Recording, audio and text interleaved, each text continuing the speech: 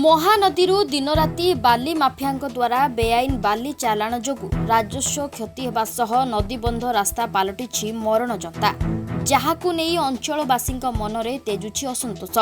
एभली घटना देखा मिली कटक जिलार सालेपुर ब्लॉक अधीनस्थ बारबोड़िया।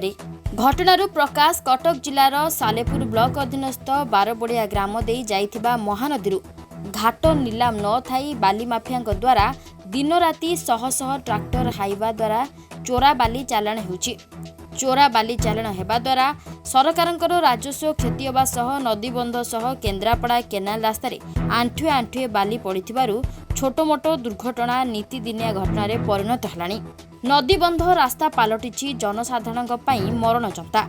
ଏହି ବେଆଇନ ଘାଟ ସମ୍ବନ୍ଧରେ ଗ୍ରାମବାସୀମାନେ ରାଜନେତାଙ୍କଠୁ ଆରମ୍ଭ କରି ପ୍ରଶାସନିକ ଅଧିକାରୀଙ୍କୁ ଲିଖିତ ଅଭିଯୋଗ କରିଥିଲେ ବି ବାଲି ମାଫିଆଙ୍କ ବିରୁଦ୍ଧରେ ପ୍ରଶାସନ କୌଣସି କାର୍ଯ୍ୟାନୁଷ୍ଠାନ ଗ୍ରହଣ ନ କରିବାରୁ ଗ୍ରାମବାସୀଙ୍କ ମନରେ ତେଜୁଛି ଅସନ୍ତୋଷ।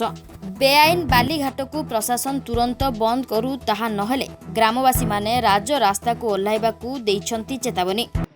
ଆମର ଯେଉଁ ବର୍ତ୍ତମାନ ମହାନଦୀରୁ ବାଲି ଉଠୁଛି ଦୈନିକ 500 ଟ୍ରି ବାଲିରୁ दैनिक कम उठुनी। सब ट्रैक्टर 20-25 ट्रैक्टर से पूरा लाइक रही दिन राति 24 घंटा से माने बाली उठाउछंती। बाली उठा द्वारा आमर राजस्व तो हानि होउची किंतु आमर बहुत क्षति होउची।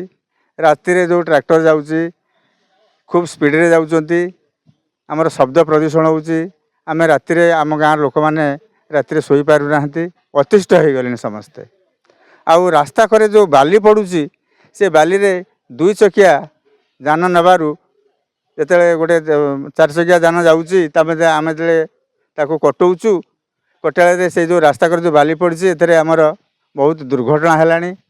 आमे प्रशासन आमर रेवेन्यू डिपार्टमेंट, पुलिस विभाग, माइनिंग सब विभाग को अवगत करथिले मध्य से माने कई कर्णपात करूनाहांती।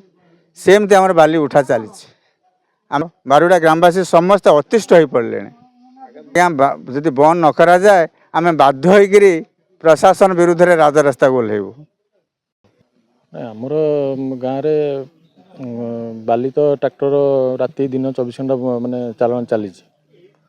असुविधा ये होउची जो रास्ता रे जो गाड़ी मोटर जाउची आम ग्राम रास्ता रे सेठी जो रास्ता रे बाली जो रास्ता रे पड़ुची सेठी लोक गोटे साधारण लोक जदि निज गाड़ी नहीं कि जीवा आसा कर मझे मझे से गाड़ी स्लीप कर पड़ुंट खंडिया खबर भी होउचंदी।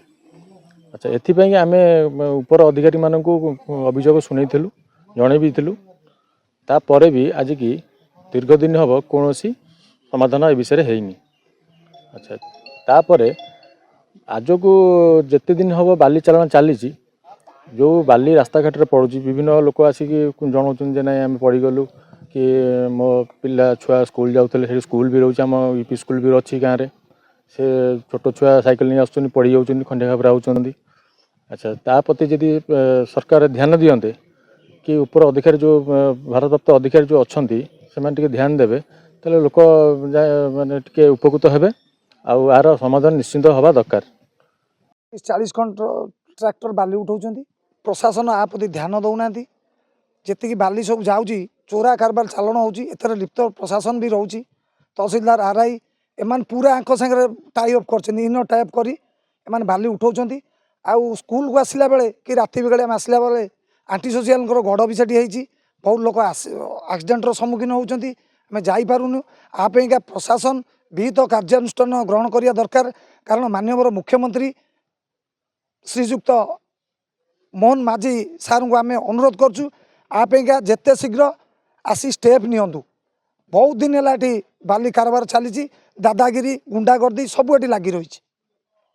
तहसीलदार गति जनाई, थाना जनाई, प्रशासन को जनाई, स्थानीय विधायक को जनाई, सब जनाला कि तार कार्यकारी होना।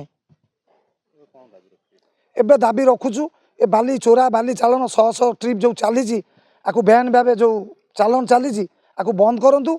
आउटा आम मुख्यमंत्री ग्रीवियंस जाके पड़ू ए न्यूज माध्यम मुख्यमंत्री जानतु ए अंचलवासी केमिति असहाय पड़लानी तापेगा विहित पदक्षेप ग्रहण करा जाऊ। सालेपुर रश्मि रेखा परिजांक रिपोर्ट न्यूज 1 ओडिया।